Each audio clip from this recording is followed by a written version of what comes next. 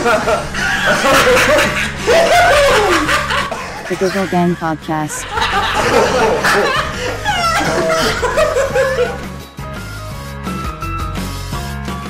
Football's going alright, mate. I know you've been quite aggressive against England recently. Yeah. My personal opinion is that England were gifted a golden ticket, like Willy Wonka in the Chocolate Factory, to the World Cup semi-final. And what I found most interesting about the situation is the fact that the whole country of England went absolutely mad, saying, it's coming home, we've won it. You literally beat nobody. You beat a bunch of Panamanian Binmen, right, and a bunch of fucking Tunisia landscape gardeners, right, and you were like, we've already won it, like, it's coming home. And that fucking song, over and over and over again, even when you lost, you were singing it. You lost to Belgium, it's coming home, like, fucking hell. Do you not respect that in some way, though? Like, the passion and the love in this country for such a sport. Like, the team we have is so respectable, and they've done us proud in every single way that they possibly could. I don't have any problems specifically with the English football team.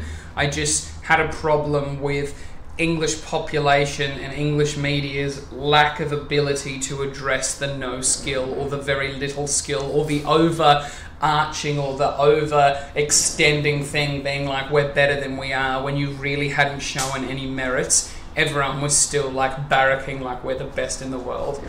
I think we're done here. Clearly, it was just clearly not the case, but I'm just stating facts. And like you saw from the World Cup final, the way that Croatia played against France, they did extremely well to hold them off in a way, but then France were just the better team and Belgium were the miles better team than England. So there was like, in the top four, you could see clear disparities in where the placings were. First, second, third and fourth were very fair based on skill. Is that a fair statement? Yes and no. I think I agree with you with the fact that, say we'd somehow got into the finals and we were against France, we would have got bent over. Yeah. Without question. Even Belgium sort of rubbed it in even further and twisted that knife with the third place position. But as I was saying just then after the game match, Croatia, for them to hold themselves as well as they did against France in their first ever World Cup, their first final World Cup with such a team against an absolute unstoppable force of France, is unbelievably respectable. And England, they're very well known for cracking under pressure. For example, we're awful in second halves and the penalties are just a curse at times. But in that position, say if we were there, I don't think we'd have held as well. I think Croatia were a better team and France wholly deserved it. Well, that is enough of the sport chat, because this is not a sport podcast. This is a comedy podcast. It is the Giggle Gang, joined as always by me, Matt Shaw. What the fuck's going on? And another Matt, my fourth favourite Matt, Matt Smith. How are you, mate? I'm alright, mate, thank you. Yourself? Don't make me list my other two favourite Matts, because I don't know them. I just thought it was funny to make you fourth. No, you're a pretty good Matt. You're the best Matt in the room right now. That's good to know. Yeah. Even though there's, obviously not ahead of me. Like, that's obviously ridiculous. So I'm like England, right? Yeah. I mean, you have this like preconceived idea of how good you are, but realistically, when you come to face any like specific challenges or anything, like it crumbles under pressure. You know of course, I'm a British man. That's how it works. That's going to segue into my my first question, Matt Smith, because obviously you work in retail at the moment and you're a stand-up comedian. You're going to Edinburgh next month, which is very exciting. I really am. Yeah, a couple of weeks from now. I'm going to make you imagine a situation, Matt Smith, where you're not Matt Smith who works in retail and does comedy. If you were living another life, if you weren't doing what you were doing now, what do you think you would be doing? Oh, fuck, that's quite a... It's a deep question. Well, see, before the comedy thing was even a question, let alone retail, because I had to survive, I was an actor for a good few years, from, say, like year 6, sort of doing the end of shows and external projects and shit like that, and then went to college, did another drama a few years, and then decided I think I can make people laugh and came to university. So if that was not part of it, I definitely think I'd try and attempt to be an actor. So chances are I'd be in Manchester. I came. So it would almost go the same way, but instead of making people laugh, you make them cry. Yes. In a sense. It's kind of what I do now. Yeah, well, you do. You make me cry every time I see you do comedy. Is one of the most painful experiences of my life. I'd rather suffer, kidney stones or even kidney failure, and you know the pain of kidney stones. Oh fuck, I do. I'd rather piss a kidney stone out the eye of my bell end than listen to another minute of you do stand-up comedy. And that's as a friend. That's as a mate. That's reassuring. So Edinburgh. Yeah. No, obviously I'm joking. I love your comedy. What are the plans for Edinburgh? Oh fuck. So bunch of. I hope you've got some, because otherwise this will be a very short answer. We've planned how much we have to pay, okay, and where we're going to stay. But it's basically a bunch of idiots going to live on a field for 2 weeks. Myself. On a field. Pretty much. Yes. Are you camping in a tent? That's correct. Yeah. So we're going to do it all sort of rough style. Going to get these tents and a big table with chairs, sit around a campfire and melt marshmallows. It's going to be great. And when are you going to do the comedy? Actually, that's a good point. So in between the melting of marshmallows, the whole point of going there is to get some gigs. That'll have to come first. I am with a group called the Diamond Comedy Club, hosted by the wonderful Lewis Costello. He's sorted all this out. He's done everything from top to bottom, funding, sorting it out from the travel and things like that. And he's got us on to show to do 1 o'clock in the morning every single night, and we're going to have 2 headliners every night, and then your MCs and your sort of. And you guys will rotate the roles? That's exactly it. Right. So it's more like people come to see your show as a collective, and they don't know who's going to be in what role. It'll be different every night, and it lets you guys get a taste of being in Edinburgh as an MC, as a comic, as a headliner, and you also get to rotate around, and then you'll also spend all the time together in each other's smells inside these reeking tents. Pretty much, yeah. That last bit, yes, to a fucking T. But the idea of it being sort of kind of looking like it's unprepared and you just go in and you don't know what you're going to get, that's not true. Everything's all planned out. We've got flyers and everything, and we're going to have promoters as much as we can, as well as on social media. But there is another show called The Late Night Lucky Bag, which is pretty much that. Right. You rock up and you have no idea what it's going to be. It could be an improv night, it could be a guy playing with props, it could be just a stand-up, and you don't know. And that's sort of the fun of it. And that's on the same night on a different bar at 1 o'clock as well. Right. So we toss and turn them with the so guys. that's your competition? Pretty much. Even though it's just the same group. And do you hate those people? No, they're my friends. Oh, right. They're the ones I'll be sitting in smells with. So. Right, okay.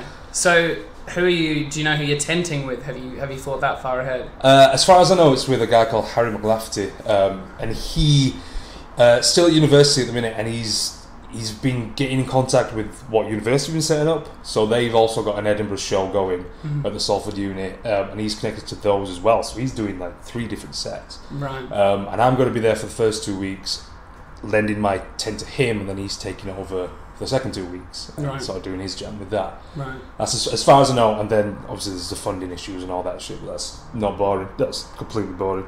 Yeah. Completely. Don't bore me with the details. Yeah, you don't want that. Although shit, I asked, you know what I mean. So with the situation, how much material have you prepared for Edinburgh? Are you going to do the same set every night, or are you going to try and change up and try different bits that you know have worked before, or are you coming in with new stuff and just being like, fuck it, let's see how it goes? I've been working on my material for a good few months now.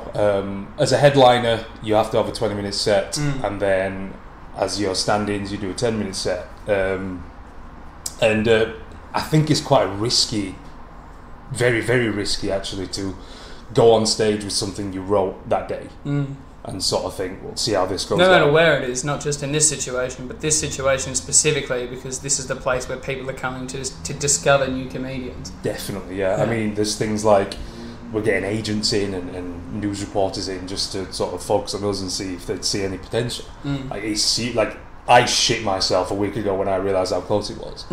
Because it sort of just creeped up on you. I'm nowhere near prepared. Sort of like everything else in your life. Yeah. A bit like moving house. That was a shit show, wasn't it? Oh God! Oh fuck me! The house move. The house. Wow. How is living with these 2 new ladies? Awful.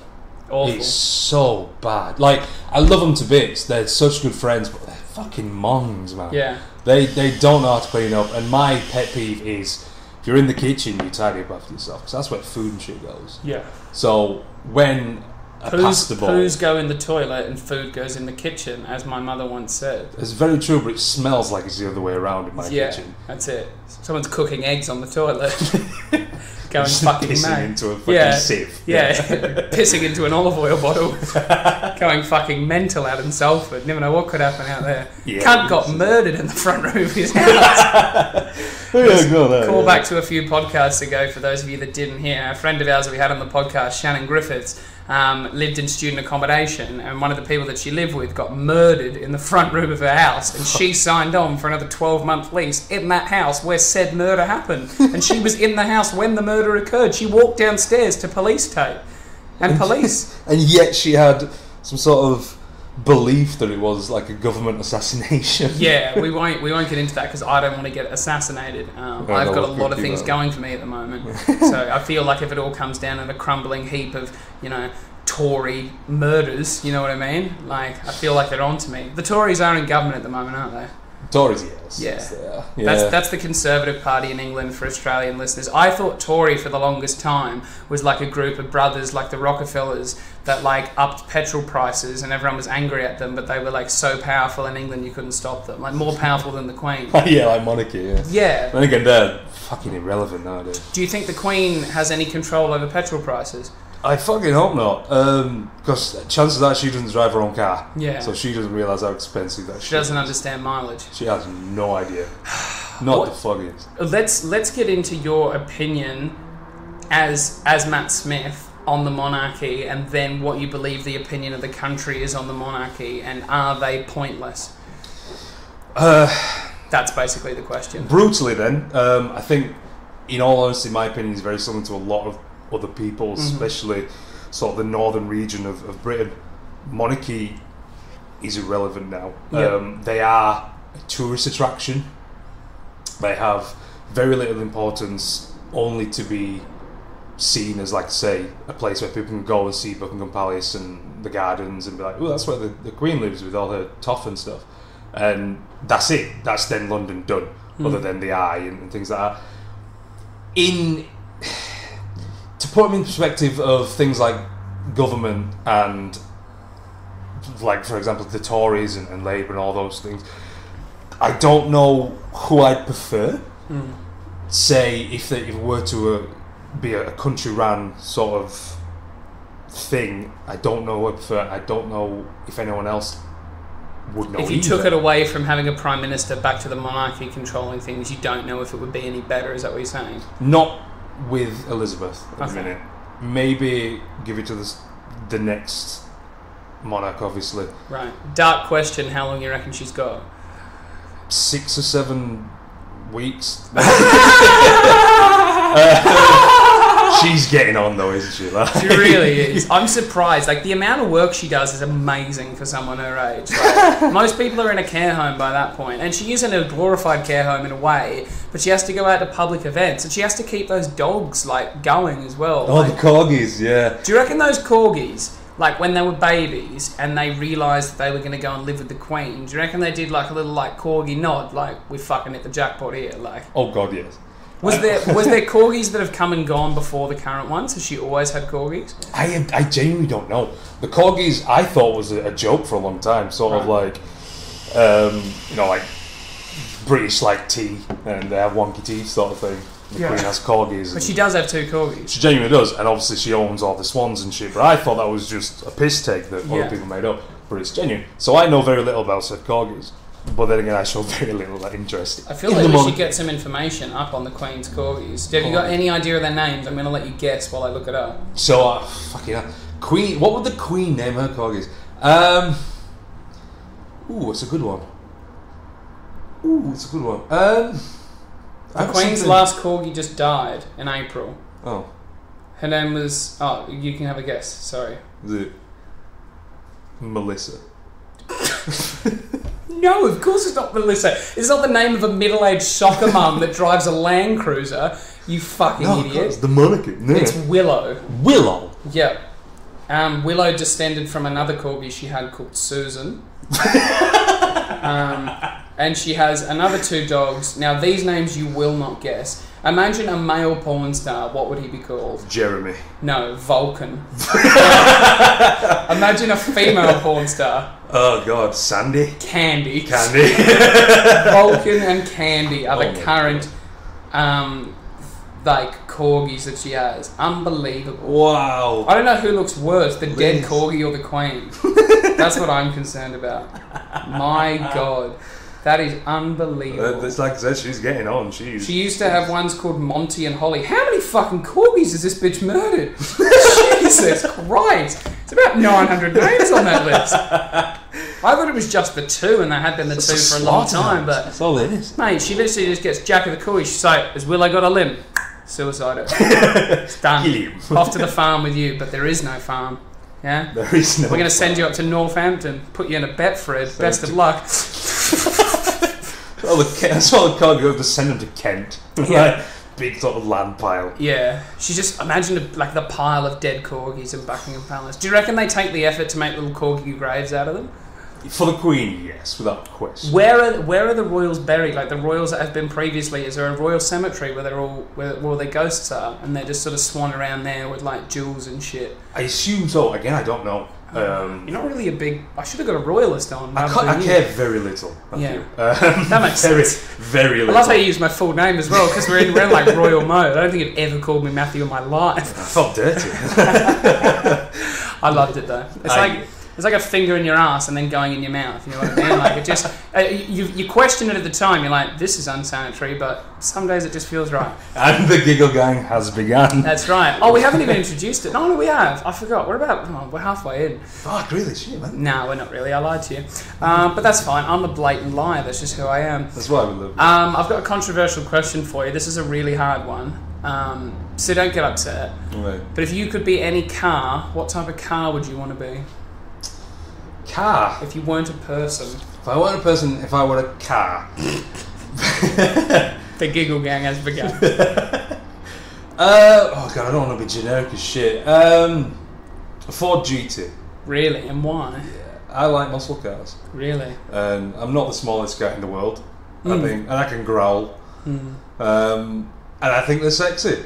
Honestly, I'd like to think myself as a Ford GT, but I'm probably more a Peugeot. 206. Yeah. We'll run about Clio. Speaking of sexy Matt Smith, you've been courting some foxy ladies on the online interwebs recently.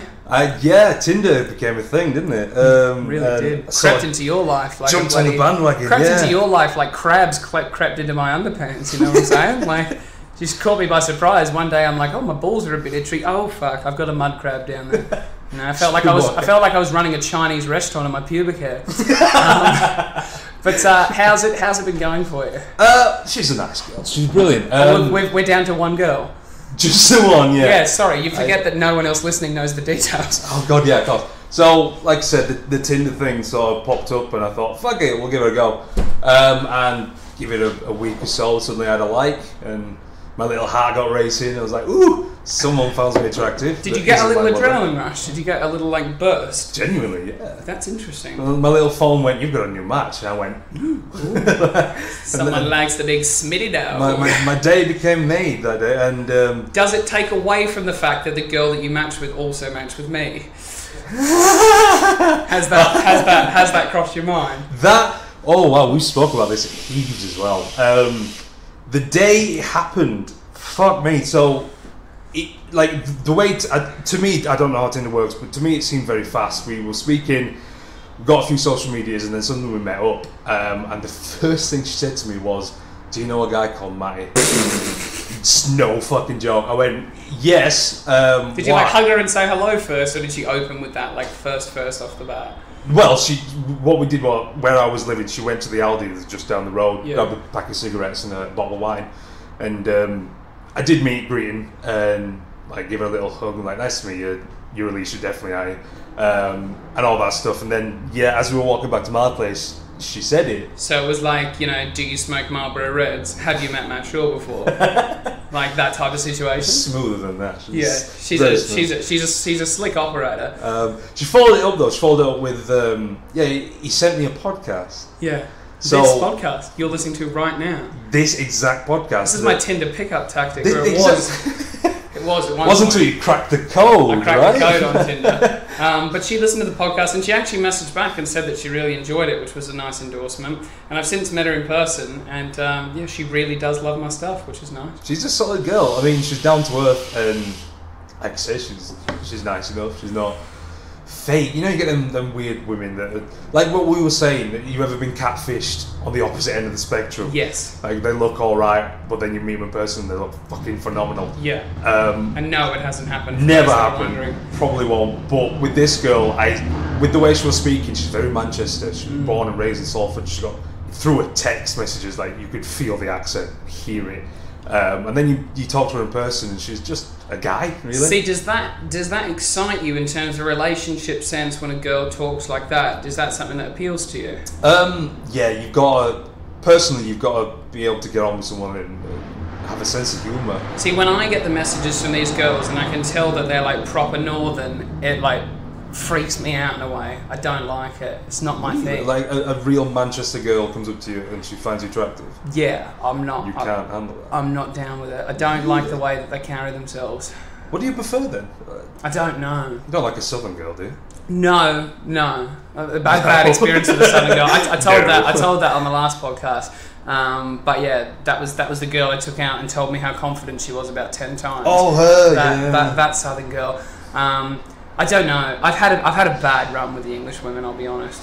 But I have cracked the code to figure out Tinder. For those of you with an Australian accent, it's pretty bloody powerful, to be honest. If you go anywhere else in the world and you get on dating sites, what you do is put on your profile that you're a radio announcer and a stand-up comedian. They're expecting to laugh. That's the easy bit, because women are super easy to make laugh.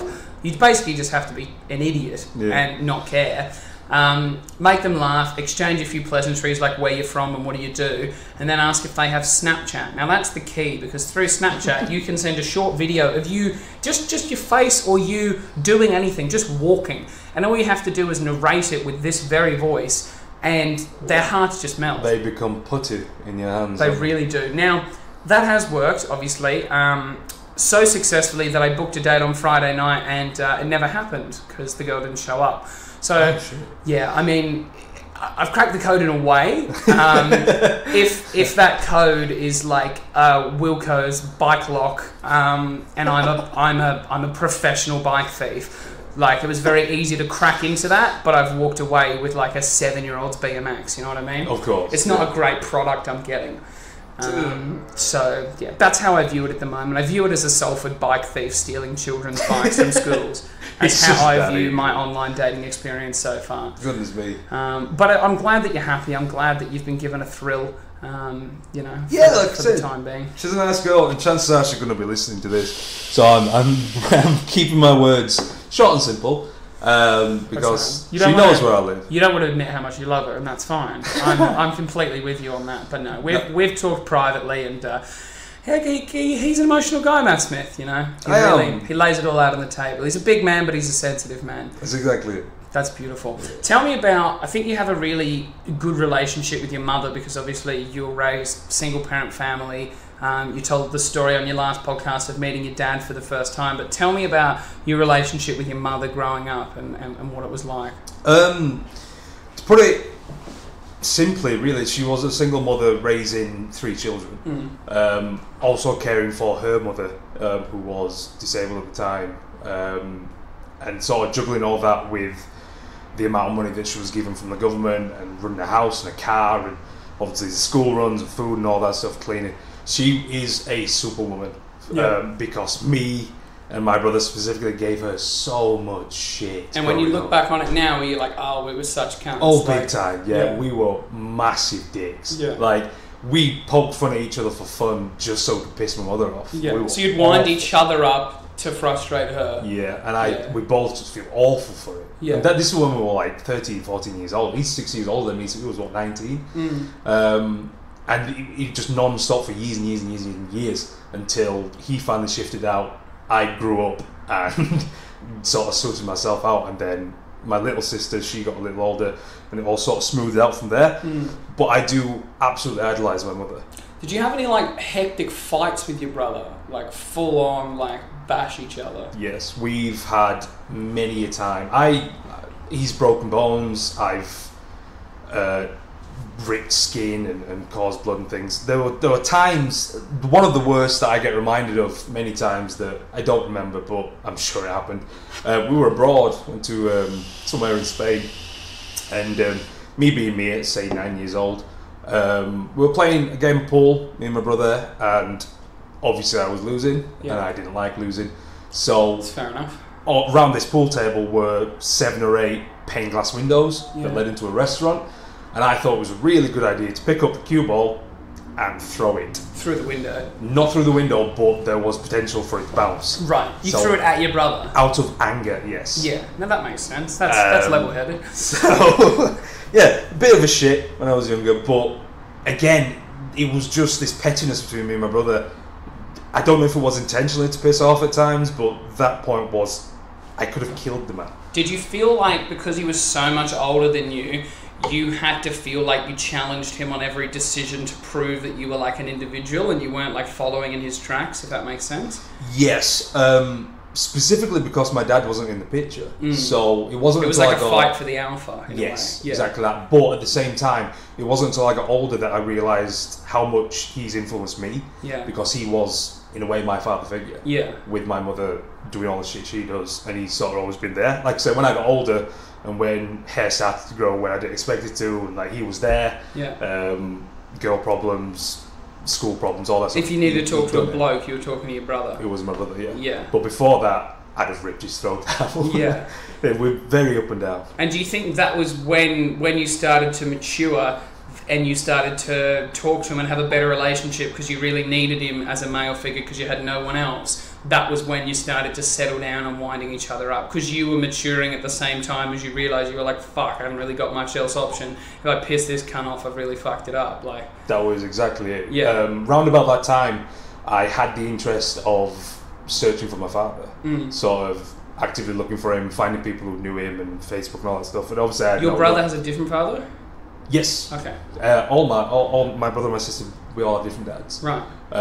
So that I also got very jealous of that. Because your brother knew his dad? He went to visit him every fortnight or so, and at that point actually we were getting quite close. A lot of his influences, his music taste, his games and stuff like that were rubbing onto me, so I was like, oh my god, this guy's brilliant. Yeah. And then he'd fuck off for a weekend and I'd be on my own. Yeah. And it just felt a bit shitty, but that's how it was. I wasn't going to stop him because I couldn't do it. Yeah. But that was sort of the immature side of it. And then as I got older, like I say, I put the intentions out to find my dad, had no luck, and so then it teetered off and I focused on other things. Yeah. So then I had, like I said, my drama, going to college, and I just met a girl and things like that. So that became priority. And then, as I said before, when I hit 18 years old, suddenly got a message from my dad, and everything felt small.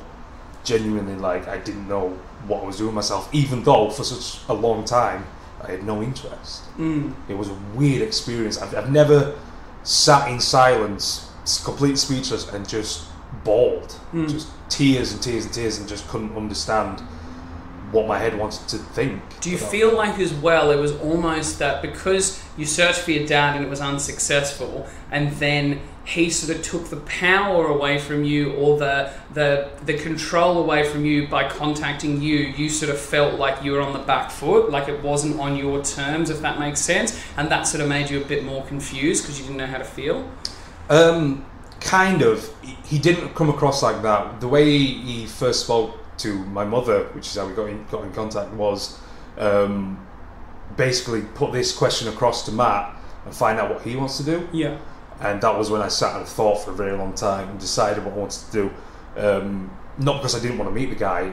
I mean, obviously he's a great guy, I know him now, but at that point, as I said, I had a lot of different things I was focused on. Yeah, and it was almost like out of the blue, all of a sudden, all your attention was demanded to be focused on this one thing, and you were like, I did not expect this. That's what I mean by it was like, it wasn't on your terms, you didn't expect it, it wasn't in your timeline, and it just sort of like, boom, hit you like a truck, and it was like, oh, now I have to consider this, when I have all this other jazz going on. That is exactly what happened. This chat all of a sudden got very, very deep.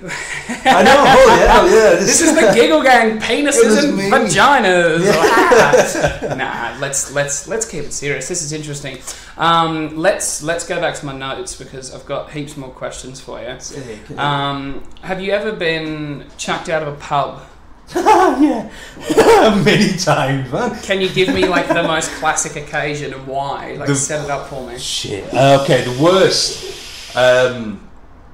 We just had a house party. I think we were 17, 18 years old. And the group of friends I knew at the time, we all looked very old. We could get into pubs around Barnsley, no problem whatsoever. Yeah. And we got very, very, very drunk at this house party. Decided it'd be a good idea to go out around Barnsley. And rocked up to the first pub we saw. Came in, stumbled in, ordered a round, drank the round, ordered another round, had a bit of a dance.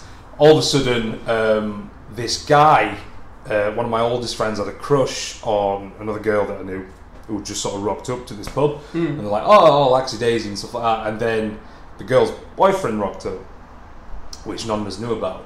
Right. So my friend... He was not a mate of yours, he wasn't part of your group. He No. was just this girl's boyfriend, that was all you knew him as. He literally appeared that night. Right. Never heard of him, never seen him before. Right. Just And in a small town like Barnsley, that's probably not very common that a guy just appears who's not a guy that anyone knows. It's very peculiar. In Barnsley, everybody knows everybody. So, Yeah. because it's not, like I say, it's not a massive town. No. But we all know each other because of how small it is. It's as simple as that. Yeah. So when a fella comes in and pretty much breaks my best friend's heart, it's tough to... When you've had a lot of tequila down you, it's tough to not clench your fist and think, he's a dickhead. Yeah. And want to get punchy. Pretty much. Yeah, that's fair. And it was sort of from that day, because I think you know where this is going. I squared up to the guy. I was like, this is not on. You've come in here, you've intruded on our party, and we were enjoying ourselves. Even though, looking back, this guy's done nothing wrong. Right, all he's done is arrived. He's arrived with his missus and gone, let's have a drink. And we've gone, dickhead, basically. He's threatening our neighbours. Let's show him how the farmers do it. Exactly, yeah. Fucking belt you with a rake, you fuck. Like. So yeah, I squared up to him. I'm imagining pitchforks and tiki torches. That's what I'm imagining. Burn the witch. In a local English pub. So you've squared up to him and said that he's disturbed your afternoon, even though he's really done nothing wrong. Exactly. So technically you're in the wrong, I and was all your mates are also backing you to the tilt because you're in their group of friends, but you're all actually just behaving like fuckheads. Exactly. Okay, I've summed it up perfectly. Yeah, I have complete remorse. I regret everything I did that Do you remember night. the guy's name? Joe? Joseph, I believe. Sorry, Joe. That's Mr. Cunt. He's such a good guy as well. Oh god. Yeah, he now works in a hospital restoring sight for blind kids. So continue your story though. So squared up to this fella, and he was like, "Whoa!" He was such a nice guy as well. Oh god. He was like, "Whoa! I don't mean to intrude. Like I'm just here to enjoy his night with my missus." And it's like, everyone else is behind me, like, kill him, like, with the pitchforks and tiki torches, like, knock him dead. Yeah, I'm down like, with Trump. And unfortunately, to my ears, for some reason, I thought he was being quite cocky and sort of arrogant. Didn't necessarily throw a punch, but the guards around saw what was happening. Like, it was an altercation between two blokes, basically. And just like that, these two brick shithouses grabbed me by each arm, wrapped it behind me, and threw me out. And it was just you that got thrown out. Your gang didn't go with you. They followed afterwards. Right. Because they weren't hanging around with this dickhead. Yeah, because clearly he's the bad guy. Fuck that guy, yeah. He's just drinking a Heineken, having a cigarette with his missus, but fuck that guy. Yeah, Matt's the right one. Right? That's right. Matt's always in the right. That I'd say is the most iconic one because of how irrelevant it is. Yeah. And how stupid I was at the time. Yeah. And I think, like I was going to say, from that day on, I then thought, I'm not a fighter. I want to be... You're lucky that didn't escalate, because imagine if he was not a nice guy and he was super aggressive and you fronted up with realistically no skill, just a group of people that were throwing their support behind you, and he would have just knocked you dead. Oh god, yeah. He would have killed me. Like, I couldn't see him at times. I was sort of shouting at thin air whilst he was over there grabbing another drink, and then he'd come back. You better take that drink and finish it, you bastard! You fool! Oh my god! Right, we're changing tacks now. This is a bit all over the place, this podcast, but I'm pretty fucking drunk. So we're swinging roundabouts, but we're going to go back to deep questions because that was a fun story. Think about this and think long and hard. Don't hurry to answer. But If you were to meet yourself today, what do you think your opinion of yourself would be? I'd hate him. Really? Why? Yeah, I've already been asking questions before. By me? Yeah, I don't know if it was me, but it must have been very recently because it's not something I have to think about. Mostly, it might have been you. I was talking to someone about finding a girl that was a split of yourself. Yeah. And whether or not you'd enjoy that. Yeah. And I don't think I would. And I don't think a lot of people would either. Yeah. So, in personality-wise, if I were to find another guy that were like me, it's not that we'd fight to be alphas or anything, but as charismatic as we can be at times, that it's not like, again, I want to say it's the alpha thing, but I don't think it is. And I think if I met a guy that was like me, who'd lived the same kind of life like me, it'd make me feel, not to be selfish, but irrelevant. Yeah. Because I've not had a unique life, but it's been different to a lot of people's. Yeah. And I'm aware of this, and the choices I've made, and all that sort of thing. Yeah. To meet another guy that did exactly that, it just pissed me off. Yeah. It's almost like your story is not as special as it is now being your story. Yeah, even though I don't intend it to be special. Yeah, but it is special. Everyone's like journey is special to them. Yeah. Like I look at myself and like coming over here, moving to England, the way, like the jobs I've been able to do, the experiences I've been able to have, and I'm very impressed by what I've done. Like I impress myself with what I've been able to do. But if I met someone else that was doing the exact same thing, I think the same to you, I wouldn't like them because I would feel challenged in a way by them because they're trying to, not that they're trying to do what I'm doing, but they are doing what I'm doing. And I have this perception of myself that I'm very good at doing the things that I'm very good at. And if I met someone else that was the identical to that was also good at that, it would frustrate me. Yeah. It's hard to say this when you work with comedians, like a bunch of guys who have the same intentions as yourself. They just want to make people laugh and maybe get paid for it, kind of thing. But with it, it's a tough, because again, like you say, it's not about the alpha status. It's about, and it's not even a challenge. Like a lot of people like that challenge, and if you met someone who was like that, I don't think there'd be a challenge between it. Because again, if I were to meet me, I know I'd not see it as a challenge, so he wouldn't either. Which is a weird question to think about. Now that it really is. It's a deep question to think about, and as well, when you're talking about girls, I don't like girls that are like me. Actually, no, I tell a lie. There is one girl in this world that I like that is like me, and it's the girl that I used to do radio with in Australia. And our radio show just consisted of us fighting and clashing heads all the time, and it was fucking entertaining. It was like, because we had such opposing views on things, but we were the same person, and neither of us would lose an argument. We'd both fight to get what we wanted tooth and nail, and the only thing that broke it up was ads and songs. that was the dynamic. And literally, I've said to her, like, when I go back to Australia, I was like, we should just get married, like we should just bite the bullet. But it's like, I'm not over here being like, oh, that's my girlfriend, like we're in love, like that sort of thing. But that's the sort of girl that every day would be a challenge to get ahead, and she's the girl that would keep me interested. But then there's been other girls that are sort of like me as well that I don't like, but they're not as focused, they're not as creative, they're not that particular girl. Shout out to you, Meg Bolton, you know who you are. Another shout out, Angus Gosling, thanks so much for your love and support. You can give a shout out to Angus as well. Well, shout out to Angus Gosling, yeah, good man. He's a good bloke. You've seen videos of him. That's the bloke on Snapchat that's always, punching back the ganja before he goes to work. The pot I've heard about. Yeah. But for you, as the saying goes, opposites attract. You are looking for someone that's opposite to you, that complements the parts of you that you don't have, in a sense. Yeah, I mean, aren't we all? Yes, to an extent. I mean, as you've just said yourself, with the lady you battle, and it's a good thing, and that's what I strive for. That's the opposite I want. But then I like music styles and film taste and things like that. Do you think that's really important in a relationship? No. Yeah, because I've never ever asked a girl what your taste in music is, because quite frankly, I don't care. See, I can care if I want to care. Most of the time I choose not to, because it is relevant. It's not about that at the end of the day. It's about finding someone you can fight with. Yeah. And still sort of sleep in the same bed together and not give a shit. Yeah, no, that makes sense. Yeah.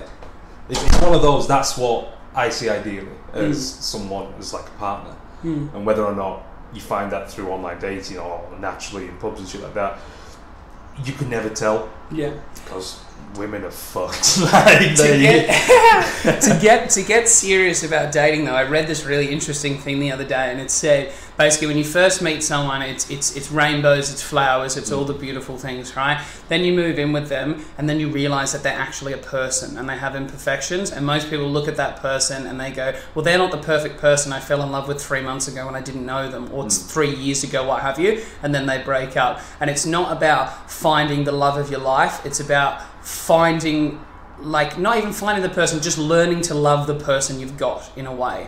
Like, that person is there, you're there, and you've just got to learn to sort of go on. This sort of fairy tale thing, like there's one person out there for you and all that jazz, it'll all come crashing down eventually, and you'll have a time where you look at him or her and you'll be like, fuck, what am I doing? Yeah. And then it's at that point where you go, but this person's stuck around this long, like that sort of thing. You almost have to not... These fairy tales that you see in movies realistically don't exist. Oh, God, yeah.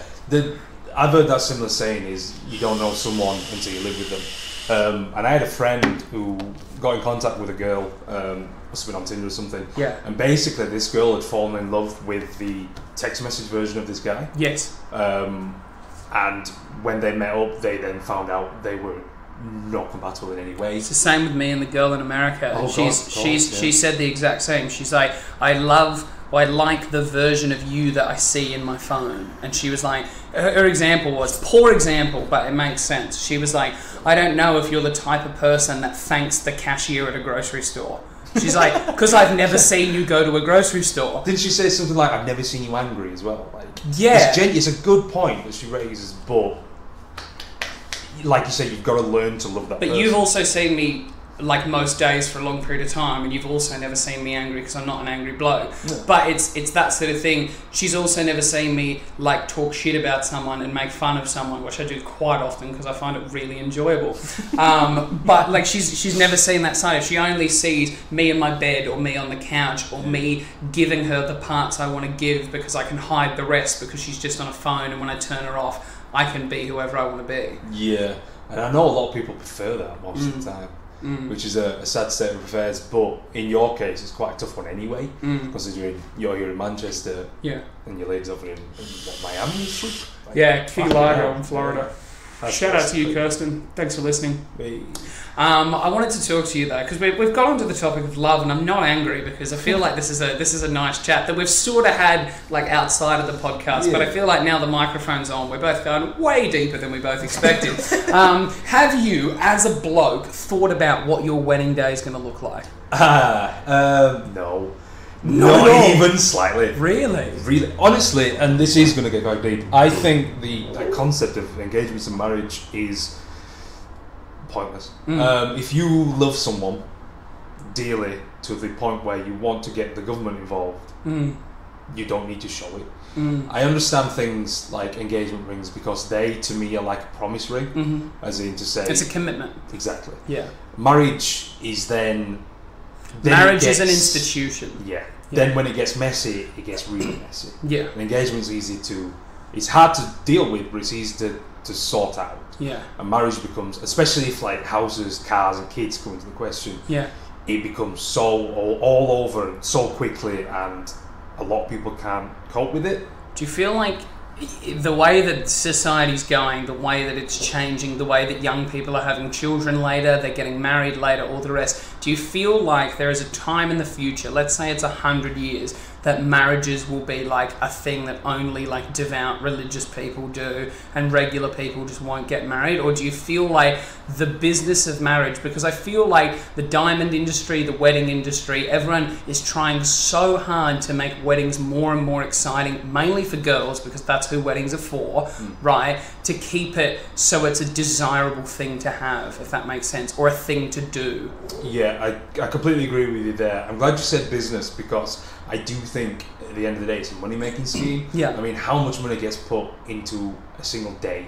The amount of faff you have to put into it, the cake, the staff, the whatever the woman wants, obviously, because like I say, it's their day. Yeah. You don't get involved, and there's thousands upon thousands upon thousands of money going into it that then gets put into the rest of the government, and it's it's that can be missed out. And with it being a religious only thing into like 100 years, I don't think that's true. A lot of people, females specifically, want that marriage.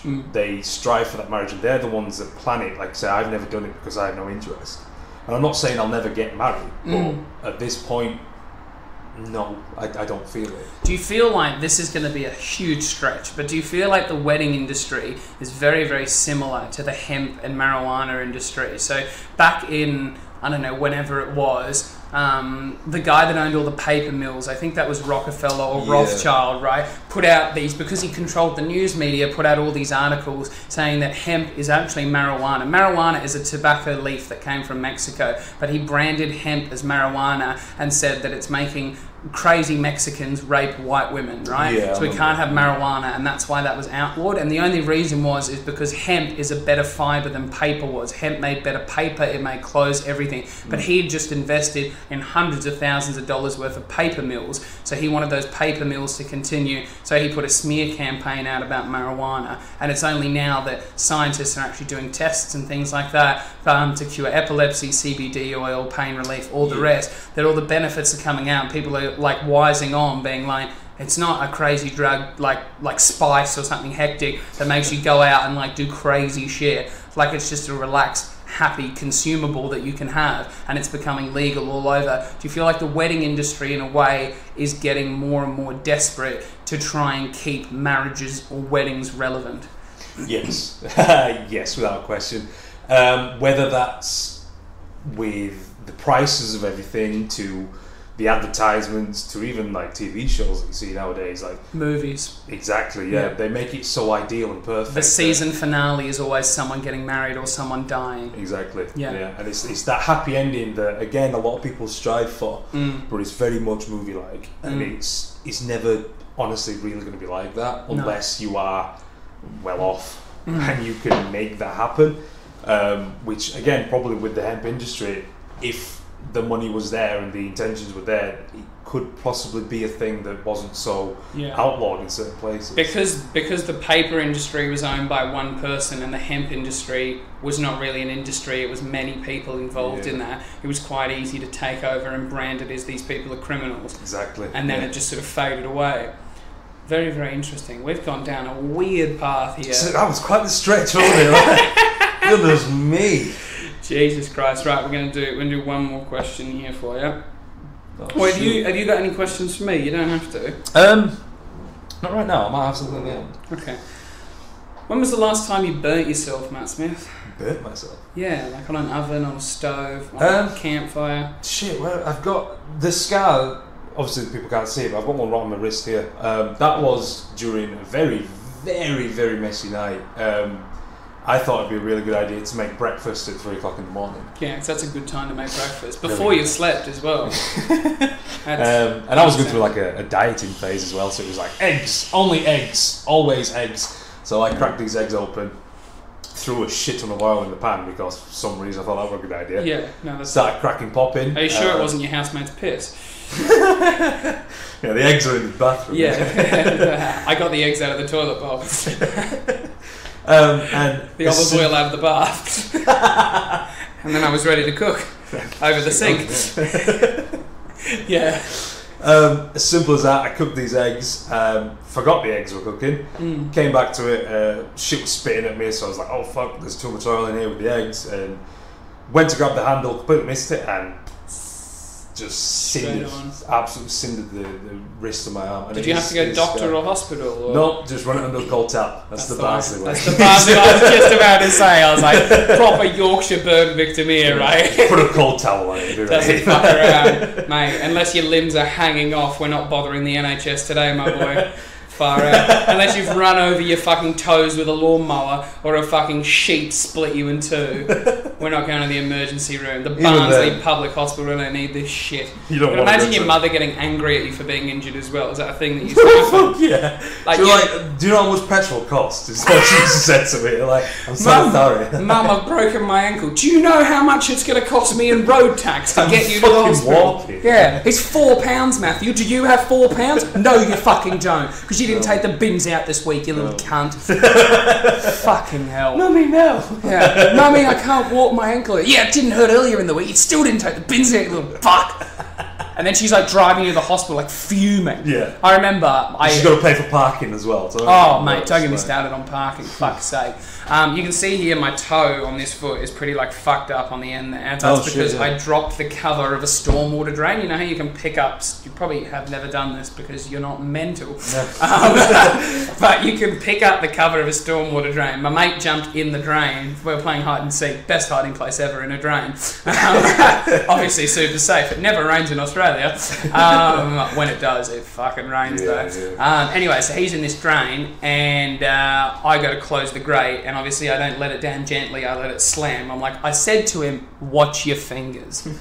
As I slam it down straight on my foot and split my toe in half. Oh right? My God. Then I was like, oh fuck, I've dropped it on my foot. The pain hadn't set in and he was like, oh shit, get me out. He's pushing the drain, he can't do it. The blood is pouring out of my foot. I had shoes on, right? But I managed to lift the drain grate back up and the exertion of lifting this like 80 kilogram like drain grate, that's a lot of fucking drain.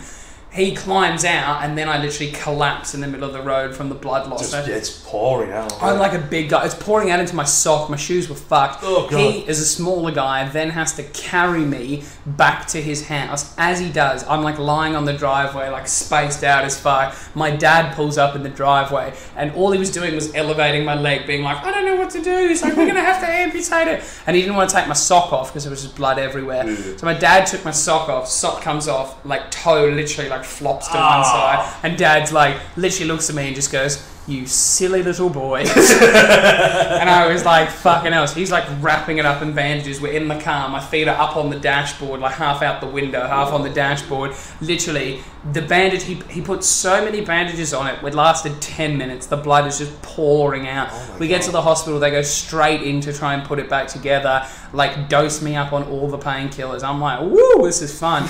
I literally have to like stitch my toe back together. So have you got like feeling there? The nerve endings in the toe like are not very sensitive, so the top bit of the toe no, but the bottom bit, like I can feel that like rubbing on the ground there at the top, but if you hit the front of it, it's just nothing. It's just gone. And the nail, see how there's no nail bed there? So it's like that is just empty, like it doesn't think there's a toe there, so it doesn't create a nail bed. Whoa. So like I have to, I can cut that back to where the nail bed is, and the nail bed is literally across where it got cut. But I'm lucky I didn't break the bone in the foot. It literally, because the bone at the end of your big toe, the bone ends at about there, and all of the jazz around the back is just like fat and muscle because it's like a little springboard for your foot. Keeps you balanced and everything. So it's a lot of muscle in there, and all of that just got ripped to shreds. But you fucked it up, didn't you? Jesus Christ. I really did a good job of it. But yeah, all I remember, my dad lying in Laughlin's driveway, fucking Birdwood Terrace, literally bleeding everywhere, my foot up in the air, my dad just looking at me going, you silly little boy. And I was just like, Dad, such a dad. Like, it's such, he was just, and it was like, I'm not mad, I'm just disappointed. The way he broached it, he was like, I was coming to pick you up, I was going to drop you home, and then he had to go somewhere else. He's like, now it's turned into 6 hours at emergency, like, just a fucking, it's ruined his afternoon. He had to go fucking pick up some Easter eggs or some shit, like, you know what I mean? Fucking cricket. Fucking ruined his afternoon. He was going to go and buy a case of beer and sit in a park by himself, you know? My dad's a weird guy. Really fucked up his afternoon. God, man, shit. But no, it's very interesting. That's a bad injury. Alright, there's a question. Have you ever had, what's the worst injury you've had? That was pretty bad. That's bad. I broke my arm on monkey bars when I was a kid. I broke my nose. That was probably bad. Can't tell you broken it. I'll tell you that. You can't, because I got it surgically fixed. Oh, right. Yeah, it was so fucked up. I couldn't breathe. Oh, okay. So basically, I always had like a skew whiff nose. Like it was always like angled to the side, basically. And then I started doing fighting, and I was rolling with this guy, and it was no contact, like it was just rolling around on the floor. And then I tried to like take his back, and I was like reaching over trying to get him, and he's between my legs. And as I did, he was like trying to fight the hands behind, and he sort of came back, and my head was just there, and just the point of his elbow just squished the nose straight across. So my nose is like pissing blood, but it was sore but not really sore. And then I came home, I was like, oh, my nose, and it like bruised up and shit, and I was like, it'll be alright.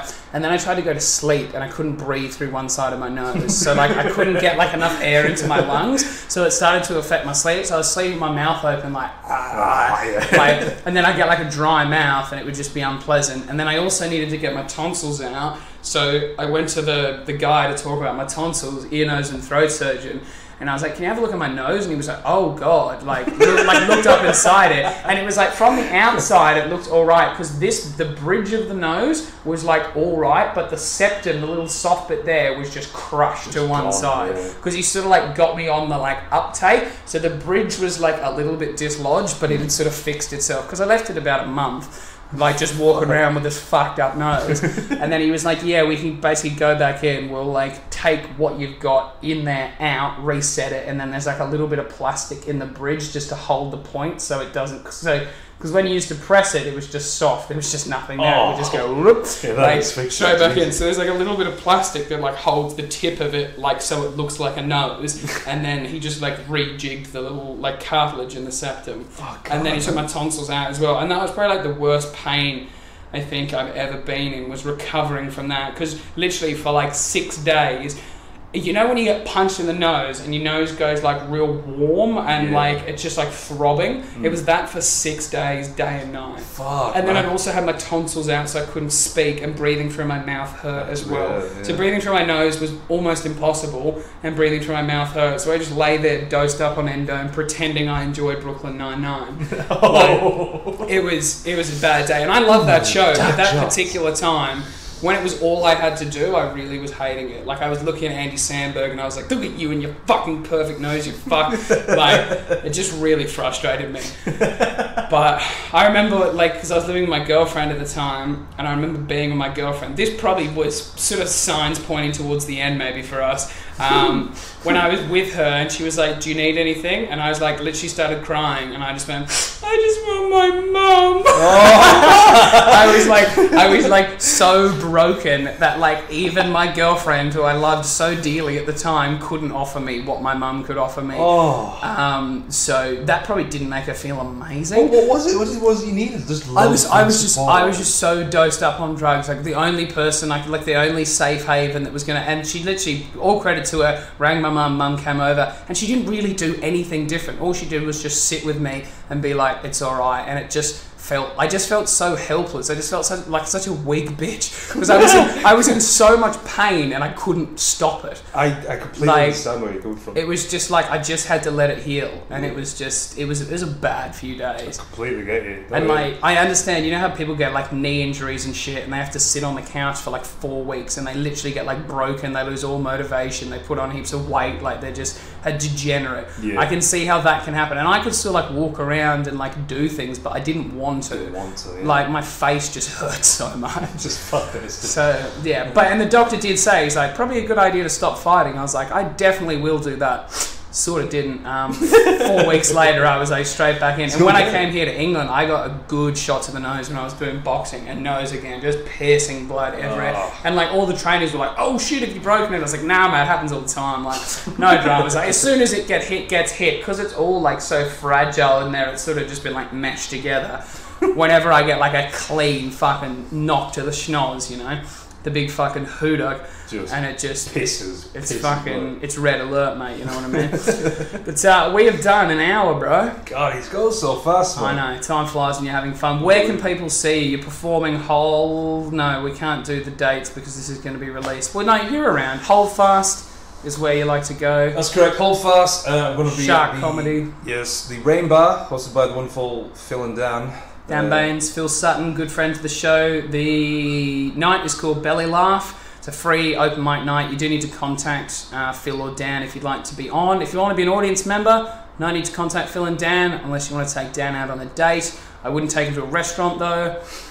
He's the biggest man I've ever seen, ever. If you took him to an all-you-can-eat, they would be closed down within 4 days of his departure. Has there ever been a podcast where you haven't He is an all-you-can-eat's worst nightmare. Like, if I saw that bloke coming, I would remove all the signs. I would be like frantically ripping at the walls, being like, "We're no longer an all-you-can-eat, quick, tell everyone!" Like he is a nightmare. Supermarkets barely cope with his visits. I reckon he'd give Costco a run for their money, and that's a fuck off big store.